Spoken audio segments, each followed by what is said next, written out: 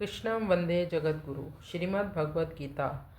अस्माकं तु विशिष्टा ये तानि बोध द्विजोत्तम नायका मम सैन्यस्य संज्ञार्थं तान् ब्रवीमि ते। अस्माकं तु विशिष्टा ये तानि बोध द्विजोत्तम नायका मम सैन्यस्य संज्ञार्थ तान् ब्रवीमि ते।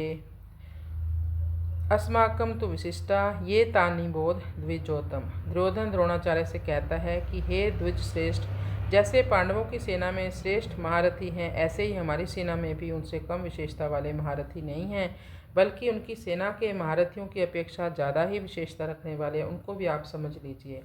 तीसरे श्लोक में पश्य और यहाँ निबोध क्रिया देने का तात्पर्य है कि पांडवों की सेना तो सामने खड़ी है, इसलिए उसके देखने के लिए दुर्योधन पश्य यानी देखिए क्रिया का प्रयोग कर रहा है, परंतु अपनी सेना सामने नहीं है, इसलिए अपनी सेना की तरफ द्रोणाचार्य की पीठ है, इसलिए उसको देखने की बात न कहकर उस पर ध्यान देने के लिए दुर्योधन निबोध यानी ध्यान दीजिए क्रिया का प्रयोग कर रहा है।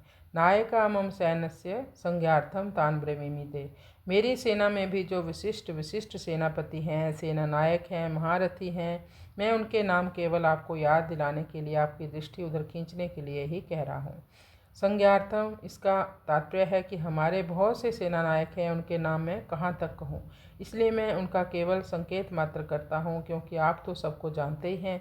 इस श्लोक में दुर्योधन का ऐसा भाव प्रतीत होता है कि हमारा पक्ष किसी भी तरह कमज़ोर नहीं है, परंतु राजनीति के अनुसार शत्रु पक्ष चाहे कितना ही कमज़ोर हो और अपना पक्ष चाहे कितना ही सबल हो, ऐसी अवस्था में भी शत्रु पक्ष को कमज़ोर कभी समझना नहीं चाहिए और अपने में उपेक्षा, उदासीनता आदि की भावना किंचित मात्र भी नहीं आने देनी चाहिए। इसलिए सावधानी के लिए मैंने उनकी सेना की बात कही और अब अपनी सेना की बात कहता हूँ। दूसरा भाव यह है कि पांडवों की सेना को देखकर दुर्योधन पर बड़ा प्रभाव पड़ा और उसके मन में कुछ भय भी हुआ, कारण कि संख्या में कम होते हुए भी पांडव सेना के पक्ष में बहुत से धर्मात्मा पुरुष थे और स्वयं भगवान श्री कृष्ण थे।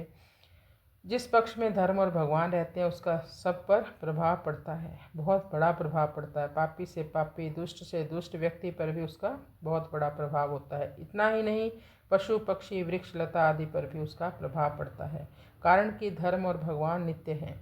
कितनी ही ऊंची से ऊंची भौतिक शक्तियाँ क्यों ना हों, हैं वे भी अनित्य ही। इसलिए दुर्योधन पर पांडव सेना का बहुत बड़ा असर पड़ा, परंतु उसके भीतर भौतिक बल का विश्वास मुख्य होने से वह द्रोणाचार्य को विश्वास दिलाने के लिए कहता है कि हमारे पक्ष में जितनी विशेषता है उतनी पांडवों की सेना में नहीं है, इसलिए हम उन पर सहज ही विजय प्राप्त कर लेंगे।